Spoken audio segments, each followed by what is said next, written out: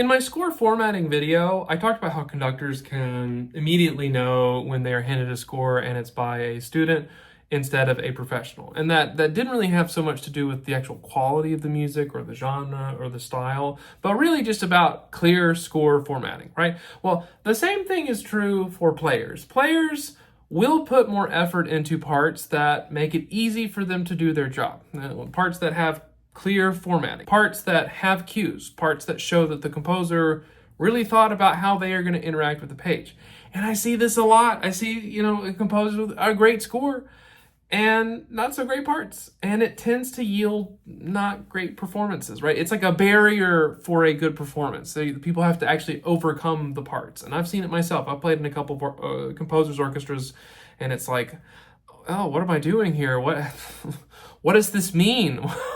What should I even do? And you're just kind of, well, I guess I'll just decide something. You live and die by how good your parts are. Period. The end. It doesn't matter how good your score is. If it looks brilliant and it's all clear and clean and angelic and just the greatest thing, ever, that's great. But if the parts suck, it's going to make it really hard for the people to bring it to life. Make it easy for people to play your music good.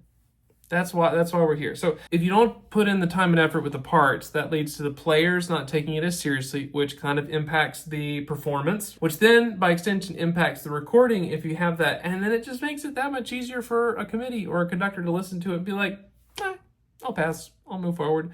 It adds up, it stacks, and you want it to be working for you, not against you. And parts, knowing how to format parts just can help in so many different ways. So this is how this video is going to work. It's going to be the same as the score video. I will start with the TLDR. For those of you who just need to get to it quickly, I will give you the principles. Here's how you do this. And then the rest of the video is an in-depth tutorial. I'm literally making a part on my most recent commission, and I will literally make it with you. I will talk you through why I'm making the decisions, where I'm cutting this, why I'm putting this, doing that. I will address all the issues on the way so that way you get a clear example of how this process works. So my name is Dave. I'm a composer and teacher, and I make videos about music. I help musicians achieve their goals in music. So thanks for watching. Step one, the score needs to be done. This should be pretty self-explanatory, but if you are still writing the music, it does not make any sense to work on the parts, because you may be adding stuff and it would screw up all the formatting if you go back and, there's this trumpet thing that I need to do. No time for that. So the score needs to be done before you do any of that. And then ideally after that, that should include doing all the formatting for the score. Ideally that comes first, so you have like a clear view of everything that's going to be going on inside of the part. So that's it. If you need a checklist for how to do that, you need some info, I've got the videos that I've already made about formatting scores. I've got some links to some videos that I've made on this subject that will be helpful to you. Step 2, turn off any arbitrary auto breaks. You want to handle this manually as much as possible. You want to be inside of those parts doing it. So turn off any arbitrary auto breaks. Now, step 3 is a little involved. You're going to need to adjust the title size and the other, subtitle, composer. You need to get rid of the score NC or transpose score indication. Those little sort of administrative things you need to take care of and do them for all the parts. That's it. Some people will create a separate file for their parts versus their score. Everyone works differently, and obviously Dorico and Finale and Sibelius all do things slightly differently. But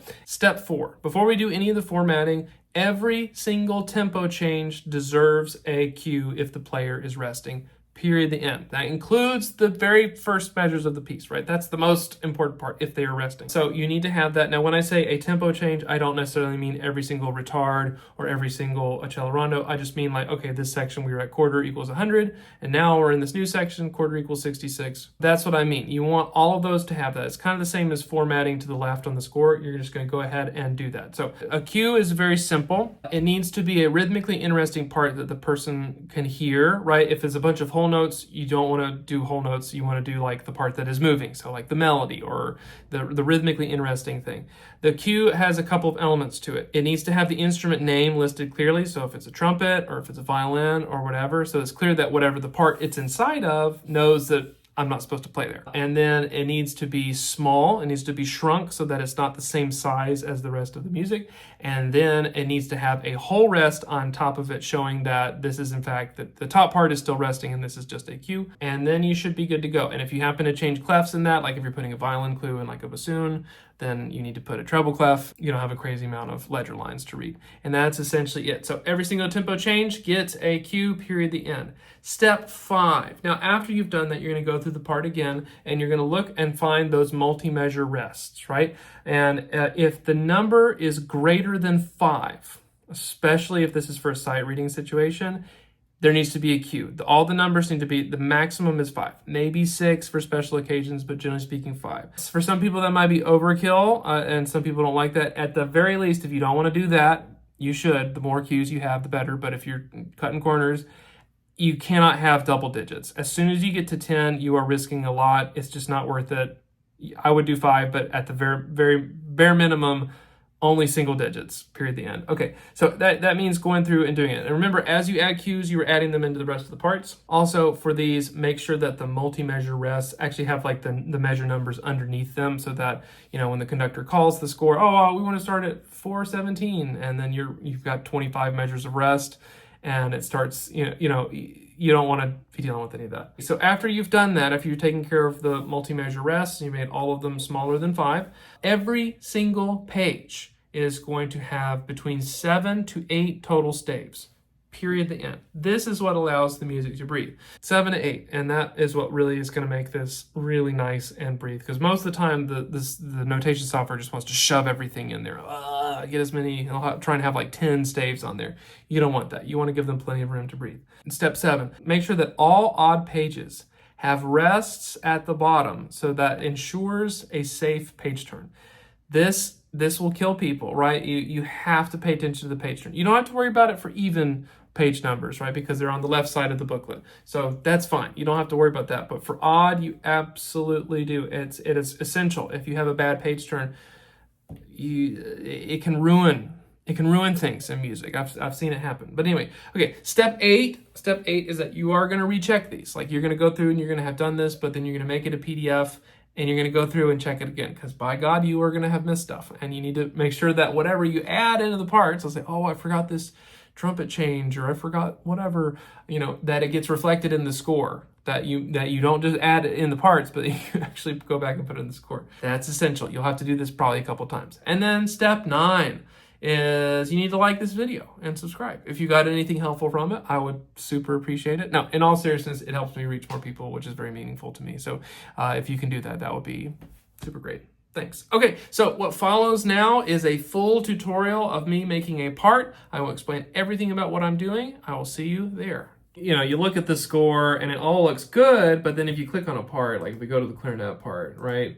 Just, what the hell is this? This is terrible. The title is over here. Everything is smushed.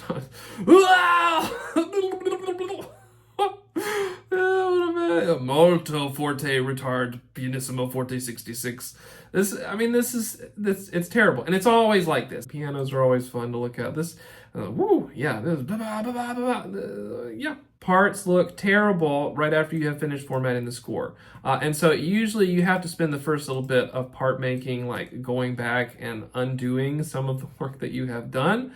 I usually prefer to separate them. You can technically do it all in one file if you really want to, but I just prefer to have, like, this is the score focused one, and then I don't have to mess with like one back and making it look good in another area. I don't know. That's my preference. Everyone can do it differently. You can technically do it in the same thing. I just think it's easier to do. So first thing that you're going to do is you are going to save as parts. I usually put parts or score so that it's clear what I'm doing. So first things first, I don't mind the size of the title. We're gonna look at this tuba part for right now. For the subtitle, we're gonna go ahead and shrink this. And the reason I say, I like to separate them is, if you notice, like for example, I'm gonna put this here because they don't, the players don't really care about that part. That just needs to be like a normal size thing. I just like to shrink it. I keep it in bold. That way it's just out of the way. It's not super important. Let's put this here. Go. This, we just can delete that. We can delete it. Now the problem is that, okay, I've made this looks fine on the part now. It's clear what the instrument name is. It's clear the title, and I've got the composer. We have one issue we have to take care of. We do not need all of the measure numbers on this. Yes, there will be some film parts that you will need to have the measure numbers, like on every single one, and that's very important. For regular concert music, you don't need that. Just on the left side is fine. So I have to redo this. So what I'm going to do is I'm going to click on every system, and I'm going to change how I do this. So I'm going to say it on the tuba, not below the system here. I want it to align left. I want to do it, usually they'll have it not regular, but they usually have it italic, and then we will have it shrunk. Let's do like 8, something like this. So if you notice, there we are. It's got it right before we can see 45 in there, 11, 63, and all that. Now the other thing with this too, again, it just needs to be small. What I like is on this page while you're doing it is you can actually show the range of bars on multi-rests, center range on multi-rest, distance below the staff. So I don't like it above, so I like it below. This is, see, that's very, very clear for me. I think that that's really, really nice. Here, now we're going to defeat the ranges by using cues, but we're going to get into that in a minute. Let's not even worry about that. So good rule of thumb, like I talked about in the score formatting video, there is kind of like a magic number that you want to be looking for as you are putting these together. Remember, parts are going to be like booklets, so you don't want it all smushed together. Like if I printed this way, like are all the notes on the page? I mean, technically yes, but like the dynamics and the tempos and everything are all fighting each other. So how do we defeat this? How do we make this better? Well, first thing is we want to make sure that we have the correct number of systems on each bar. So what I do is I will count these. 1, 2, 3, 4, 5, 6, 7, 8, 9. This has 9 on there. All right, now I don't love having 9 on there. The sweet spot is for me, kind of like with the 6 measures on the page, I kind of like 7 and 8. I think 7 and 8 are fine. If I'm just going to be generic, I'm going to click 7, right? Now, here's the thing. If I just do 7, okay, we might create a problem here. I'm going to create a page break. Okay, now all of a sudden, if you notice, I have just changed that. So now we have 1, 2, 3, 4, 5, 6, 7 on here. For a quick instance here, if we're just worried about this, and we're not going to do cues, which you should always do cues. The problem is that the player is still playing when they have to turn the page, and they don't know that there is a rest here.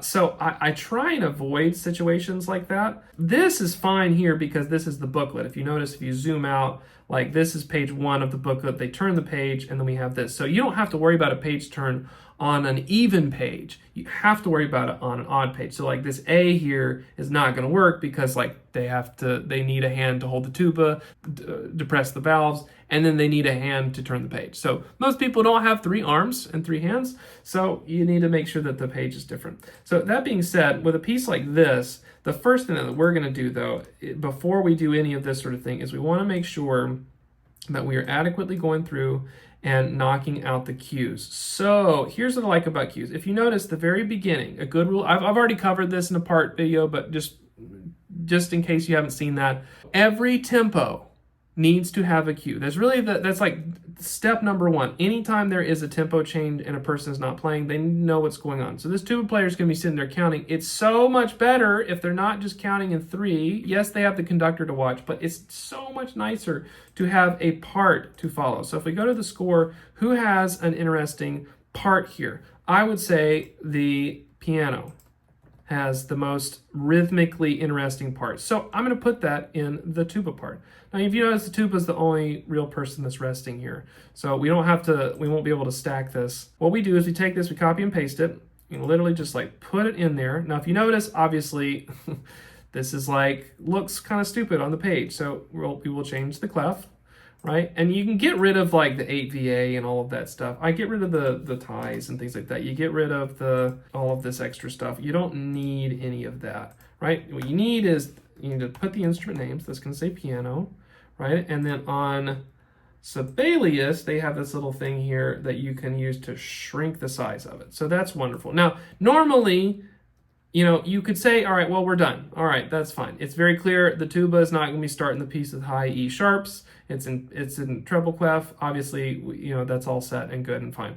But we need an extra thing. The extra thing is the rest. We need to clearly have to show that this is, even though it's pretty clear already, that this is not the rest. So how we do this, at least in Sibelius, is you'll make this a secondary part, because the tuba is the primary part, and you will put the measure rest. And that's on that second thing. That took me forever to figure out. That is a proper looking cue. All of the stems are in the right direction. We have the rests clearly listed above, and it looks great in the part. If we switch back to, you can press W as a quick shortcut for this. That's so clear. I'm starting out here, I'm paying attention. If I'm the tuba player, I know exactly what's going on. Also, I should have mentioned this earlier, but there are a lot of these that for some reason are set to using system auto breaks. We're gonna get rid of that. What's nice is that every time you make a cue, you will go through and you can literally, like, for example, like, okay, the tuba needs a cue here. We're doing the tuba part first just because I'm a tuba player, you know, just for fun. But as you work your way down the score, however, you will see that other instruments need a cue to follow here. So this is the same sort of thing. Who has the most rhythmically interesting idea in here? Well, again, it's going to be the piano. Now, in this case, the tuba is not the only person. So I can go ahead, once I make this version, let's just go ahead and put in the bassoon. All right, we're going to do the same thing. We are going to put it in treble clef. We are going to make it a secondary part. We're going to make sure that we acknowledge all of the rests, measure rest for the main instrument. We're going to get rid of all the unnecessary fluff. And then we are going to put a thing saying what it is, piano. And then we're going to shrink it. And that's a proper cue. And then you can just literally copy that, boom, and put it in the other parts. The only thing that you can't really continue to copy with that is the clef situation. So like the trombone is not going to have it in that clef already. But that work is all done. And I think I can do it in the bass here too. Yes, and I will do it. Even if there's only 2 measures of rest there in that bass, it's just so necessary. Now for the bass, because it's a transposing instrument, sometimes you can like switch the octaves down. Like it's really the rhythm that they want to pay attention to. But that's so clear. So you can do that with every single part that you are doing. And this is another reason why I like to have the parts and the score separate, because then I can see all the cues and see who has what. I just think that that's a nice thing. So I like to start with that. So I'm literally, before I do any real formatting, I'm going to go through and make sure that all of the tempo markings has a cue in it if the person is resting. Obviously, like if we go to like the flute part or the oboe part here, like we don't need we don't have a cue because they are already playing. The only time we would worry about that is when there are measure rests, which I will talk about in just a minute here. So, all right, so we've got that. So now I'm going to jump ahead and make all of these. As I'm making these, I did want to point out something. So for example, I'm making a tuba cue here at floating. So I've been going up the top. Now, one of the things I wanted to make clear here is there's nothing rhythmically going on, and the vibraphone is technically a little more busy. So I'm using that one as it. I could have done the strings if I wanted to, but I think that hearing that offbeat on the second, I think is a little more helpful. So anyway, but what I wanted to point out here is that, like, okay, if you notice, I'm starting with the oboe first. So I'm putting the vibraphone here because I'm working my way down to the tuba. But the clarinet's going to need a cue here, and the flute's going to need a cue here as well. So what I'm doing is I'm just doing the exact same thing that I had before. I'm adding this in. I'm going to do all the instruments that need this first, right? So putting it in there, vibraphone, we got the rests all taken care of. Adding the right clef. Putting that there, it's now in the tuba. Okay, great. All right. So, but now you'll see like the flute is also going to need this, and so is the clarinet. So for the clarinet, I'm going to copy and paste this and leave this part out. But that way, boom, this is already set, and then I'm going to do the same thing. I'm going to copy it again, but I'm only going to take the measure that I need, which is just those 2, right? And go from there. Now for this point, leaving the sustain hanging like that, I don't need to do that.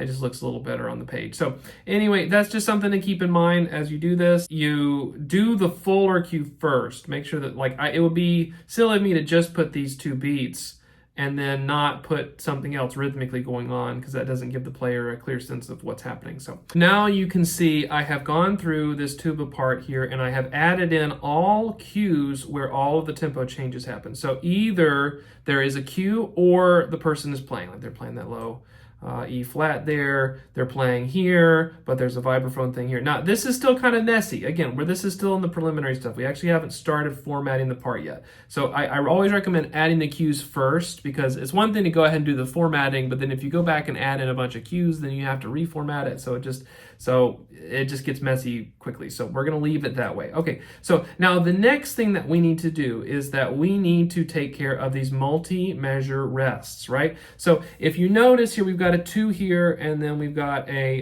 retard starts, and we've got a 4, and then a time change here. So really, realistically, we have 6 bars here, right? What I like to do, what helps in this sort of situation, is I like to not have any more than like 5 measures of rest, where they're really just truly counting and there's nothing else to support. As soon as that number gets greater than like 5, maybe 6, maybe 7, depending on special circumstances, there needs to be a cue. There needs to be something going on to clue them into what's going on. So what I'm going to do is I'm literally going to go through and add a cue on every little spot here that either has these little mini tempo things. Like if I put one here for this retard, that's going to solve that problem. If I put one here for the poco rit here, so on and so forth, that's just going to automatically solve that problem. Now, these are all small. These are not really that big a deal. And it helps that, like, I'm not going to worry about this one because this is only 3 measures, and then there's a 4/4. The players will see that the conductor will suddenly switch to conducting into 4/4, and if they're paying attention, they'll know where they are. That's something that they will use. They actually look for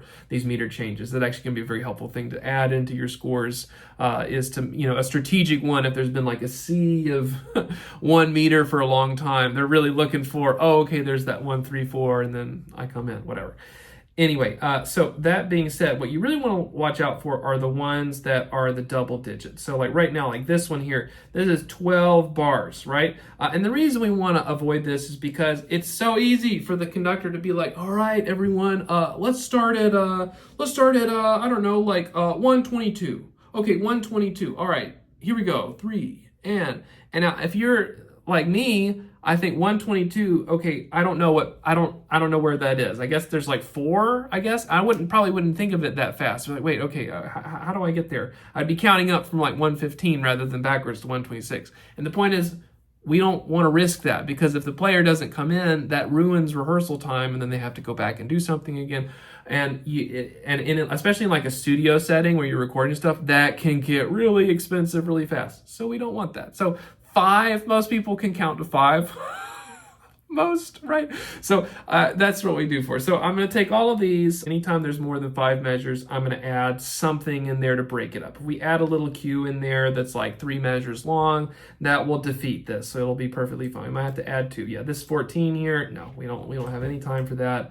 The players need rest, but like we want to make it very easy for them to know where they are, what's going on. It just will save you time and money. So I'm going to do that now. Also, something to keep in mind here, like when we're doing the cues, like I'm fixing the spot in the tuba part where that was originally a 4, right? Something that's really nice is you don't always have to start right on it, but ideally you can put something in there that also really isn't like a tuba player is not going to have an artificial harmonic, fourth that they're going to glissando. That's not really tuba stuff. So that's another thing that you would say, okay, like if you can, it should be rhythmically interesting, and ideally something that is kind of not that the player would normally do. It just makes it that much more visually obvious that like, that is not the tuba part. I do not need to play there. That is a cue. So that's just something to keep in mind. And then again, as always, you can just take these little guys and boom, you can copy and paste them and put them in there, and you're saving yourself time in the future. First large ensemble part that you make will take you the longest.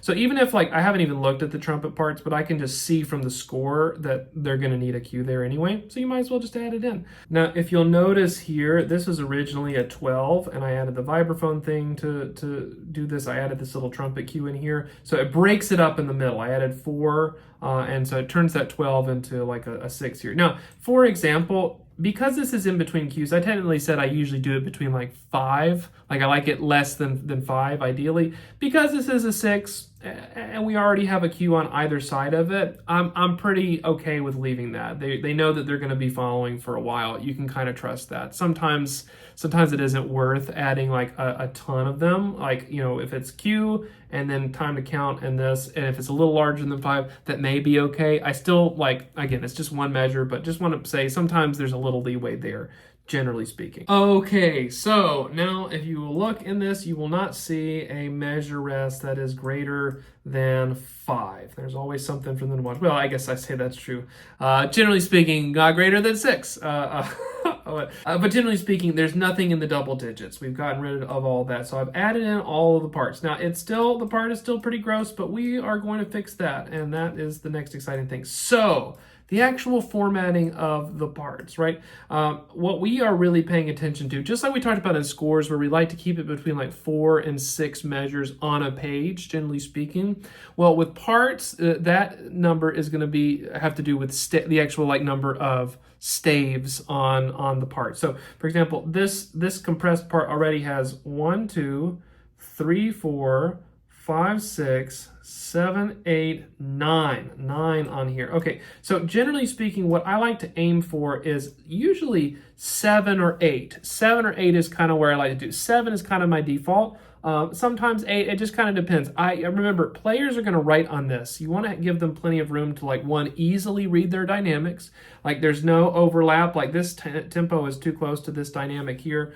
For example, we want it to just be obvious. We don't want any questions. Wait, is this piano belong here? We don't want any of that. So I'm going to go with a 7 here. So I'm going to count 1, 2, 3, 4, 5, 6, 7. And I like literally put my hand on the screen to count these. I just think that's easiest. Now, we've gotten to 7. Now, I could just click here. 1, 2, 3, 4, 5, 6, 7, 8. 7, 8. So I like this being here better. So I'm going to call this a page break. Now look, that leaves plenty of room. Tubas are different because so many of their low notes will actually, are so low that they force you to have extra space. Again, extra space is not a bad thing. Room for them to breathe and to count, this is not a problem. We could be tighter if we really wanted to, but again, the rest is kind of forcing our hand here. We want to give the player plenty of comfort to change the page. So they see the cue, they count, they've got plenty of time to do this, and then boom, they come in on their F sharp here. So we're going to follow the same pattern here. Okay, if you notice, 1, 2, 3, 4, 5, 6, 7, 8, 9, 10, 10 on here. No, this is too much. I want to aim for 8. So even if we do 7 here, this is kind of awkward because like this note, we are crescendoing here. I don't love that happening in the middle. I just don't think that is a great place to put that. So what we're gonna do, how will we defeat this? How do we get this to work? Okay, well, we can obviously scratch that back, but I don't like to do it in the middle of a phrase, and I don't want to start here. So we might I'm gonna do that. I'm gonna put it there. So we have 1, 2, 3, 4, 5, 6, 7, 8. So we have 8. That's perfect. That's fine. I don't have any issues with that. We're gonna stretch this up a little bit. This one's a little far away, so we have a little bit more room. Yes, this is coming together. Let's scratch that. Sometimes you have to just do that where you manually will go in and take care of it. This is fine. Now, yes, we do technically start this low note and they have to leap up to the page, but because it's a whole note, I think it's fine. It's not the end of the world by any stretch of the imagination. So now we're going to do the same thing here. The only thing that we have to do is we have to be careful. We have to have the page number here. If you notice, we're playing at the bottom here. That's totally fine. But here we need to make sure, hey, we've got room to actually turn the page. Okay, so that means that we're looking for a rest to go right here. So, all right, we've got 1, 2, 3, 4, 5, 6, 7, 8. Okay, now here's an interesting thing. If we go on 8, we're okay to put a page turn here. This is perfect because we're on a cue. The computer is going to think that the person is playing, but this is okay. So I'm going to put the page break there. That's totally fine. They can read a cue while they're turning the page. All good. And if you notice, look at this, so much breathing room, so much space. Ah, it's so nice. Okay, great. We continue on. This is the same sort of thing. All right, we have 1, 2, 3, 4, 5, 6, 7, 8. 8. Okay, so we're on 8 here. yeah, I think even still, I will do that. I don't mind the rest. Then they can move their eyes up. That's easy peasy. And this is all fine. This is all clear and good. Okay, 1, 2, 3, 4, 5, 6, 7, and 8. Okay, so we're now on 8. We need a rest, so we're gonna go back to 7. There's a rest there. We'll do the page break. Boom. Now, this sometimes happens. You just spread it out, and that's okay if there's like a little more space. Again, the players don't care if there's more space. They care about being able to easily read it and not worrying about, well, what dynamic is this? Why is this going here? Blah, blah, blah. That's what they care about. Now, this last one here, this is a little spread out. We could have this together if we really wanted to, and I think that might actually look a hair better if it's like this. And that, my friends, is a good looking part. All of the formatting works well. Now, the number one thing is that the page turns on all the even pages are there. They're present. We have a rest here. We have a cue here, but that means it's a rest, so they can turn the page while they look at it.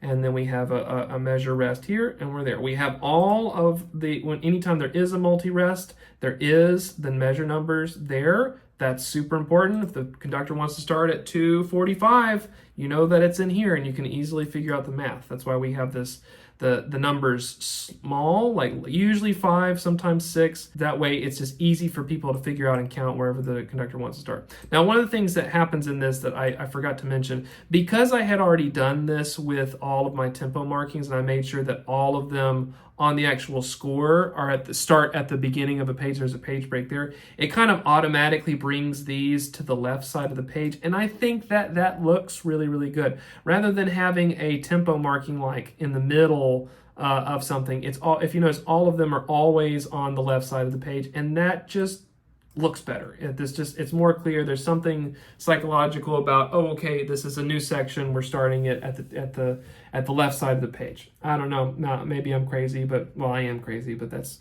neither here nor there. But that's a formatted part. And so you will just do that for the rest of them. This part, you can hand this to someone, they could play it, they have enough things to watch as they count. They have plenty of space here. They know when to come in. It's obvious when to play. And you go from there. So that's it. That's kind of how you can format this to make it look really good. General rule of thumb, you want to keep it to around 8 on a page. Usually 7 if you want to have lots of luxury.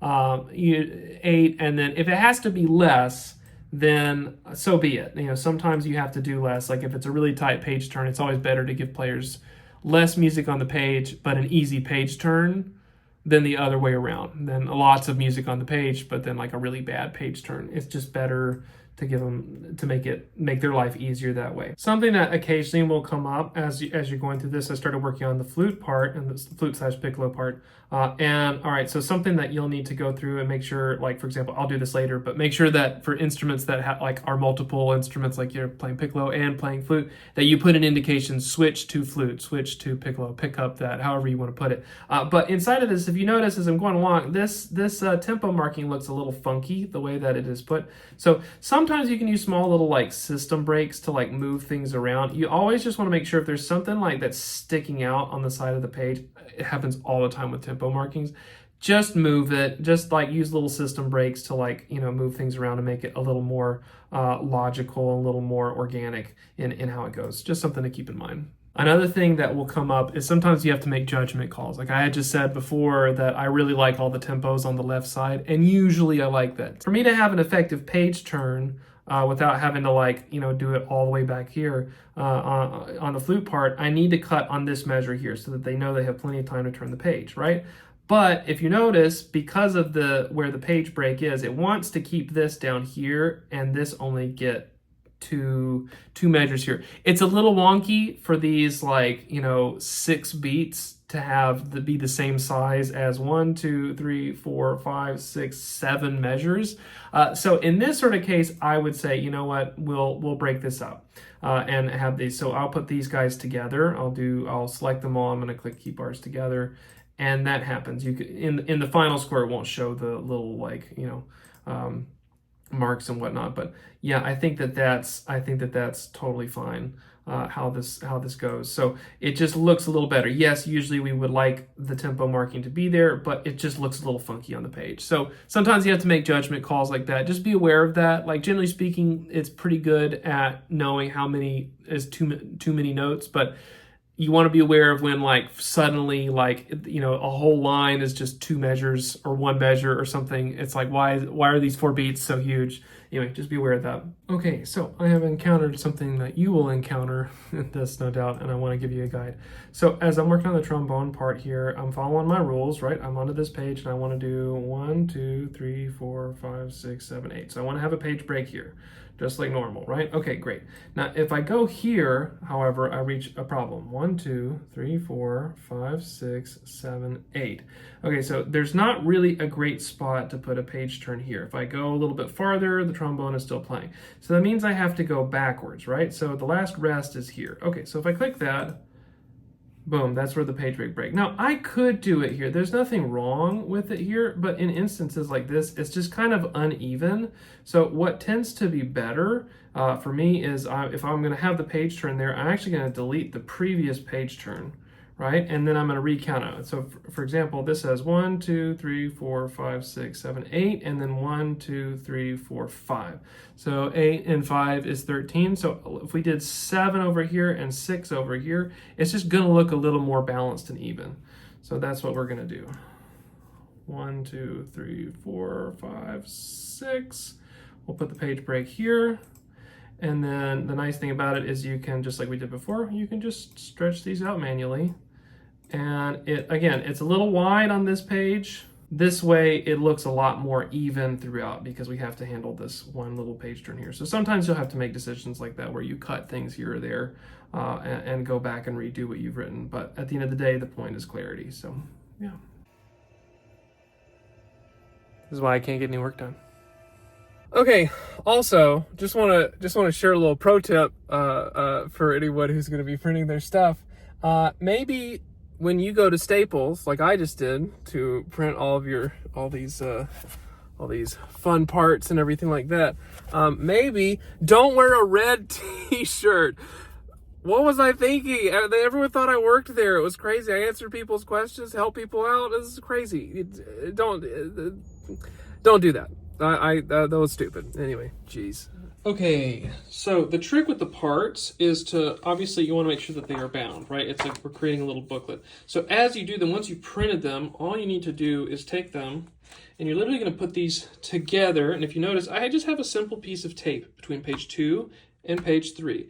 And usually that will be enough. If you have multiple pages, like this is, I think 6 pages long, you're just going to do the same thing here. It's simple, it's easy, it's straightforward, that's fine. And I have literally done that for all of these different parts. I've just literally taped through. That's really the most important thing, and that you will literally go through it all the way through. That's just like crucial, crucial, crucial. As you do these, generally speaking, the winds and brass and piano and stuff like that will be fine. But for percussion, which often need parts, you know, like multiple parts because they're going to be doing different stands in different places. Like they'll have the sheet music here for the tam-tam and then the sheet music over here for the crotales. You might want to consider printing multiple parts for them, but especially the strings. Like go ahead and make sure if you're going to be doing that for the orchestra, you get the right number of first violins. You're never going to just make one, right? Because there's not one player for violin 1 in an orchestra setting. Like four different parts, maybe 8 people playing it, anywhere up to 12. That would be amazing.